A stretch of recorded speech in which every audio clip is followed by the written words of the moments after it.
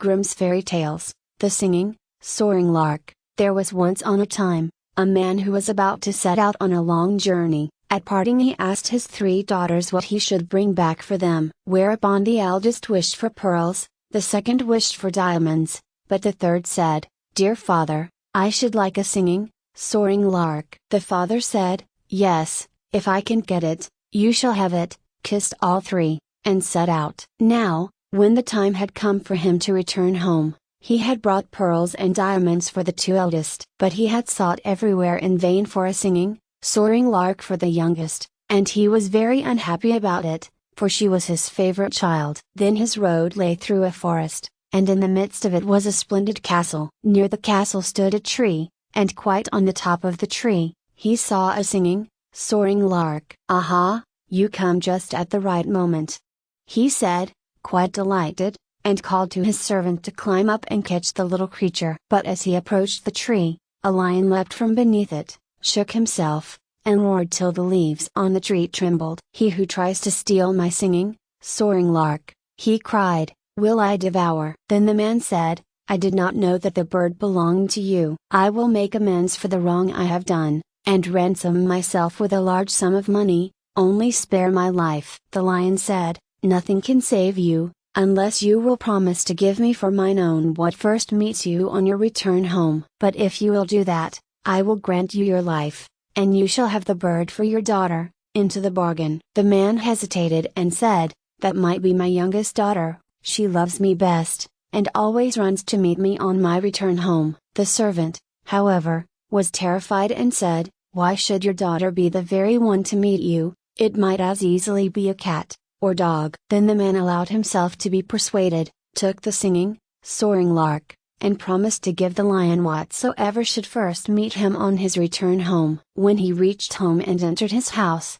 the first who met him was no other than his youngest and dearest daughter, who came running up, kissed and embraced him. When she saw that he had brought with him a singing, soaring lark, she was beside herself with joy. The father, however, could not rejoice, but began to weep, and said, "My dearest child, I have bought the little bird at a great cost. In return for it, I have been obliged to promise you to a savage lion. When he has you he will tear you in pieces and devour you." And he told her all, just as it had happened, and begged her not to go thither, come what might. But she consoled him and said, "Dearest father, indeed your promise must be fulfilled. I will go thither and soften the lion, so that I may return to you safely." Next morning, she had the road pointed out to her, took leave, and went fearlessly out into the forest. The lion, however, was an enchanted prince and was by day a lion, and all his people were lions with him. But in the night,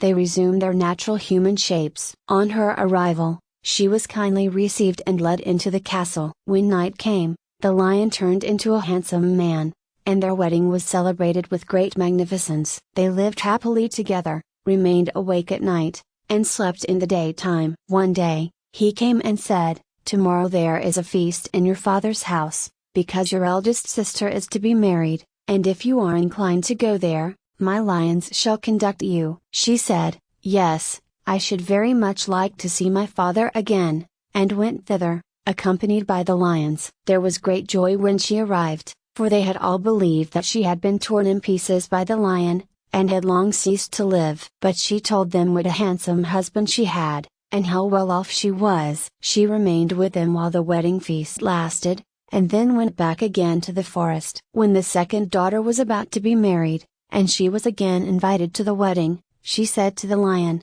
"This time, I will not go alone. You must come with me." The lion, however, said that it was too dangerous for him, for if a ray from a burning candle should fall on him, he would be changed into a dove, and for 7 years long would have to fly about with the doves. She said, "Ah, but do come with me, I will take great care of you and guard you from all light." So they went away together, and took with them their little child as well. She had a chamber built, so strong and thick that no ray could pierce through it. In this he was to shut himself up when the candles were lit for the wedding feast. But the door was made of green wood which warped and left a little crack which no one noticed. The wedding was celebrated with magnificence, but when the procession with all its candles and torches came back from church and passed by this apartment, A ray about the breadth of a hair fell on the king's son. When this ray touched him, he was transformed in an instant. And when she came in, and looked for him, she did not see him, but a white dove was sitting there. The dove said to her, "For 7 years must I fly about the world, but at every 7th step that you take I will let fall a drop of red blood and a white feather. These will show you the way. If you follow the trace you can release me." Thereupon the dove flew out at the door, and she followed him. At every 7th step a red drop of blood and a little white feather fell down, and showed her the way. So she went continually farther and farther, in the wide world, never looking about her nor resting, and the 7 years were almost past. Then she rejoiced and thought that they would soon be delivered, and yet they were so far from it. Once when they were thus moving onwards, no little feather and no drop of red blood fell, and when she raised her eyes the dove had disappeared. And as she thought to herself, "In this no man can help me," she climbed up to the sun, and said to him, "You shine into every crevice, and over every peak, have you not seen a white dove flying?" "No," said the sun, "I have seen none, but I present you with a casket. Open it when you are in sorest need." Then she thanked the sun,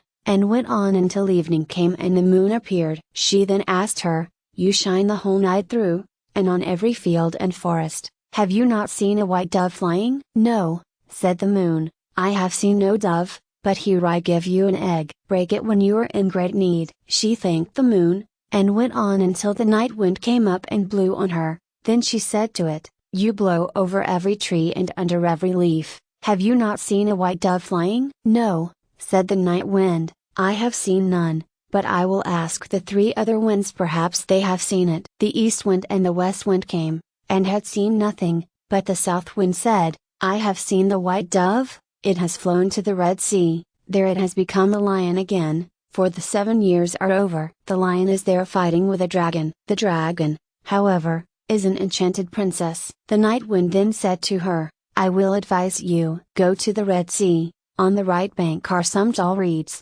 count them, break off the 11th, and strike the dragon with it. Then the lion will be able to subdue it, and both then will regain their human form. After that, look round and you will see the griffin which is by the Red Sea. Swing yourself with your beloved, onto his back, and the bird will carry you over the sea to your own home. Here is a nut for you. When you are above the center of the sea, let the nut fall. It will immediately shoot up, and a tall nut tree will grow out of the water on which the griffin may rest, for if he cannot rest, he will not be strong enough to carry you across. If you forget to throw down the nut, he will let you fall into the sea." Then she went thither, and found everything as the night wind had said. She counted the reeds by the sea, and cut off the 11th, struck the dragon with it, whereupon the lion overcame it. Immediately both of them regained their human shapes. But when the princess, who had been the dragon, was delivered from enchantment, she took the youth by the arm, seated herself on the griffin, and carried him off with her. There stood the poor maiden, who had wandered so far and was again forsaken. She sat down and cried, but at last she took courage and said, "Still I will go as far as the wind blows and as long as the cock crows, until I find him." She went forth by long, long roads, until at last she came to the castle, where both of them were living together. There she heard that a feast was to be held, in which they would celebrate their wedding, but she said, "God still helps me," and opened the casket that the sun had given her. A dress lay therein as brilliant as the sun itself. So she took it out and put it on, and went up into the castle, and every one, even the bride, looked at her with astonishment. The dress pleased the bride so well that she thought it might do for her wedding dress, and asked if it was for sale. "Not for money or land," answered she, "but for flesh and blood." The bride asked her what she meant by that. Then she said,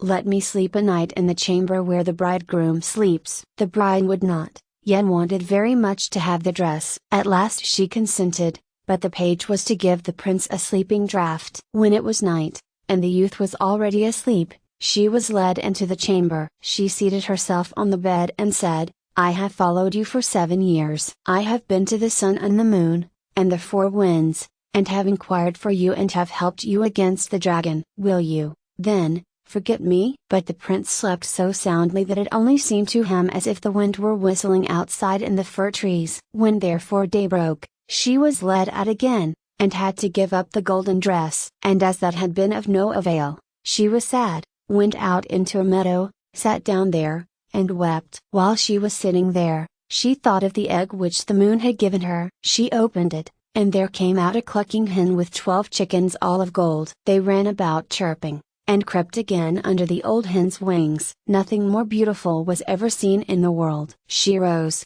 and drove them through the meadow. The bride looked out of the window, and the little chickens pleased her so that she came down and asked if they were for sale. Not for money or land, but for flesh and blood. Let me sleep again in the chamber where the bridegroom sleeps. The bride said, yes, intending to cheat hers on the former evening. But when the prince went to bed he asked the page what the murmuring and rustling in the night had been. On this the page told all that he had been forced to give him a sleeping draught, because a poor girl had slept secretly in the chamber, and that he was to give him another that night. The prince said, pour out the draught by the bedside. At night, she was again let in, and when she began to relate how all had fared with her, he immediately recognized his beloved wife by her voice, sprang up and cried, now I really am released. I have been as it were in a dream, for the strange princess has bewitched me so that I have been compelled to forget you. But God has delivered me from the spell at the right time. Then they both left the castle secretly in the night,